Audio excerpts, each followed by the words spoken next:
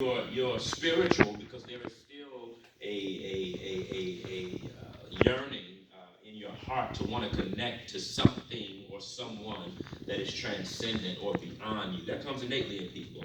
Um, but you're also emotional. And trauma, though it oftentimes can hit physically, it definitely hits mentally. It can come from social. It can tear at your emotions. It impacts every part of who you are as a person.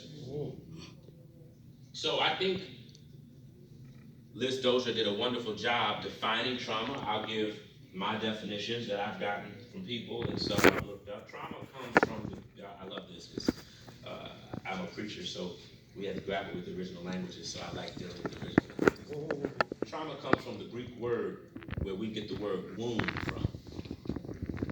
Van Den Blink describes it as an extremely distressing, harrowing, personal, or communal experience that exceeds our normal abilities to cope.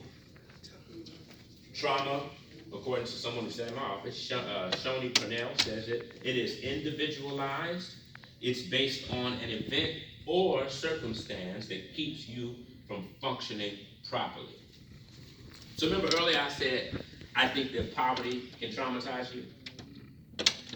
I think that you can witness someone being shot, you can be physically abused, you can be hurt, that traumatizes you.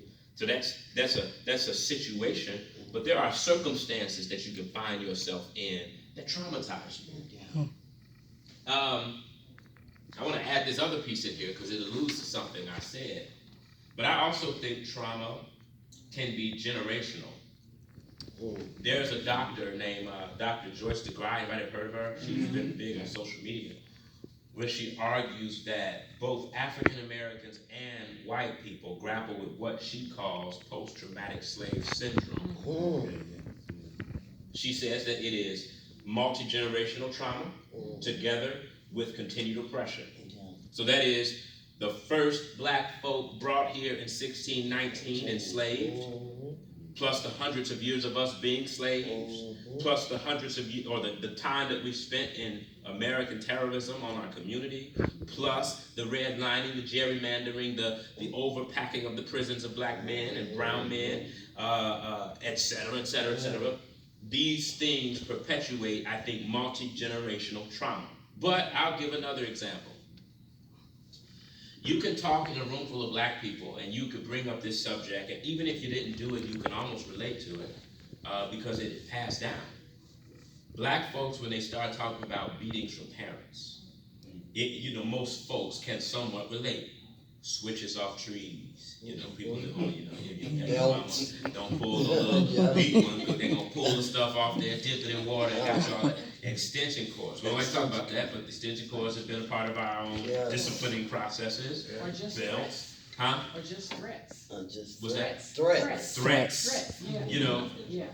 Punishment. Yes. Which, hear me say, I do believe in spankings. Okay. I say that now. But even when, I don't believe it. But when you talk about how we have historically disciplined our children, like knocked all up against a wall, even when extension cords, the blood is drawn. I think that's generational. Yeah. And I think there are people who have argued this, that some of that corporal punishment, which again, hear me say, I believe in spanking a kid. Now I have limits on what I use, but I believe in spanking a kid. But in terms of the